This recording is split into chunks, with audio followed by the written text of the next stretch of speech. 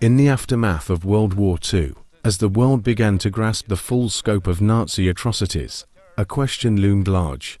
How would justice be served? The answer came in the form of the Nuremberg Trials, a series of military tribunals held to prosecute the leaders of Nazi Germany. This unprecedented event marked the first time in history that a nation's leaders were held accountable for crimes against humanity on such a global stage. But were the sentences handed down at Nuremberg just? Did the trial set a precedent for justice, or fall short of delivering true accountability? Today, we delve into the origins, controversies, and legacies of the Nuremberg trials to examine whether justice truly prevailed. As World War II came to an end in 1945, Europe lay in ruins, cities were destroyed, millions were dead, and the Holocaust had revealed horrors beyond comprehension. Amid this devastation, Allied leaders faced an urgent question: how to deal with the architects of these crimes. The Allies agreed on a novel solution: an international tribunal. The Nuremberg trials would prosecute high-ranking Nazi officials for war crimes, crimes against humanity, and crimes against peace. This decision was not without controversy. Critics argued that the trials were a form of victor's justice, while supporters saw them as a necessary step toward accountability. Nuremberg was chosen as the site for both its symbolic significance. It had been a center of Nazi propaganda and its surviving infrastructure, including a courthouse suitable for such an undertaking. The trials began on November 20, 1945, with 24 top Nazi leaders in the dock, including Hermann Göring, Rudolf Hess, and Albert Speer. The prosecution was led by representatives from the Allied powers, the United States, the Soviet Union, Britain, and France. The charges fell into 4 categories: crimes against peace, planning and waging aggressive wars, war crimes, violations of the laws of war, including the mistreatment of prisoners, crimes against humanity, the Holocaust and the systematic extermination of civilians, conspiracy to commit these crimes, the overarching plan to carry out these atrocities. This structure was groundbreaking. For the first time, individuals, not just states, were held accountable for violations of international law. The trials established the principle that following orders was not a defense against crimes of such magnitude.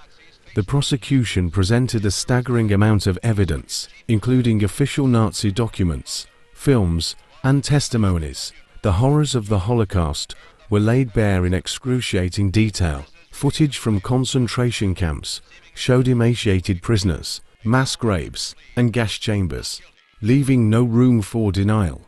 Witnesses included survivors of the camps and Allied soldiers who had liberated them. Their testimonies painted a chilling picture of industrial-scale murder, forced labor, and inhumane experiments. The Nazis' own meticulous record-keeping proved to be their undoing. Orders signed by high-ranking officials provided undeniable proof of their involvement in atrocities. This evidence was crucial in countering claims of ignorance or non-involvement by the defendants.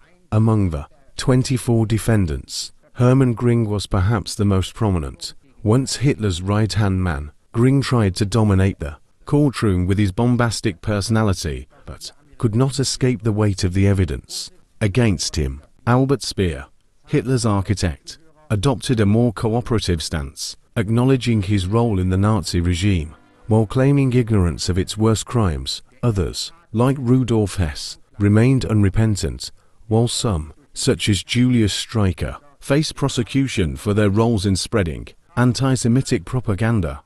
Notably absent were key figures like Adolf Hitler, Heinrich Himmler, and Joseph Goebbels, who had taken their own lives before they could be captured. This left some questioning whether the trials could truly deliver justice with these architects of the Third Reich missing from the dock. The verdicts were handed down on October 1, 1946. 12 defendants were sentenced to death, including Göring, who committed suicide before his execution. 7 received prison sentences ranging from 10 years to life, and 3 were acquitted. While many saw the sentences as fair, others believed they were too lenient. Critics pointed to the acquittals and relatively light sentences for some individuals as evidence that justice had not been fully served. The complexity of prosecuting crimes on such an unprecedented scale meant that not every guilty party faced a punishment they deserved. Furthermore, the trials were limited to top leaders. Many mid-level officials and collaborators escaped prosecution, either blending into post-war society or finding refuge in countries like Argentina. The Nuremberg trials were not without controversy. The Soviet Union's involvement was particularly contentious, given their own war crimes, including the Katyn massacre.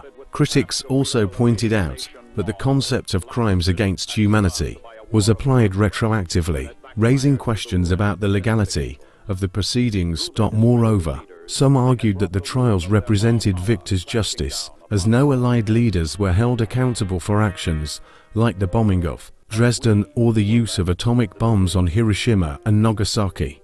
Despite these criticisms, the trials were widely seen as a necessary step toward justice and accountability. They established principles that remain the foundation of international law, including the idea that individuals regardless of rank can be held accountable for crimes against humanity. The Nuremberg trials set a powerful precedent. They paved the way for the establishment of the International Criminal Court and inspired subsequent trials, such as those for war crimes in Rwanda and the former Yugoslavia. The trials also played a key role in shaping the post-war narrative. By documenting Nazi atrocities in meticulous detail, they ensured that the Holocaust could never be denied or forgotten.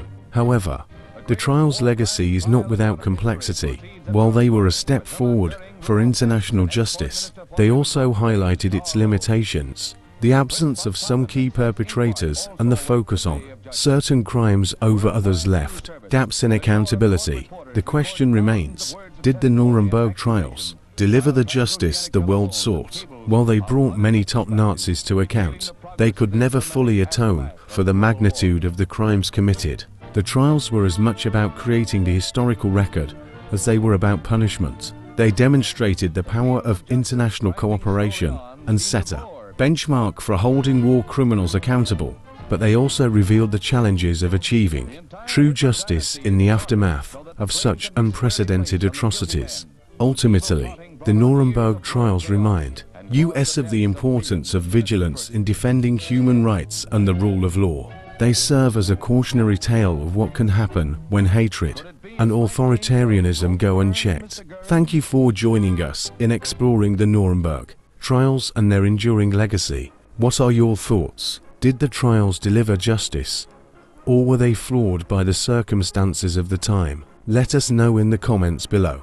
If you enjoyed this video, don't forget to like, subscribe, and hit the notification bell for more deep dives into the stories that shaped our world. Until next time, keep questioning, keep learning, and keep exploring.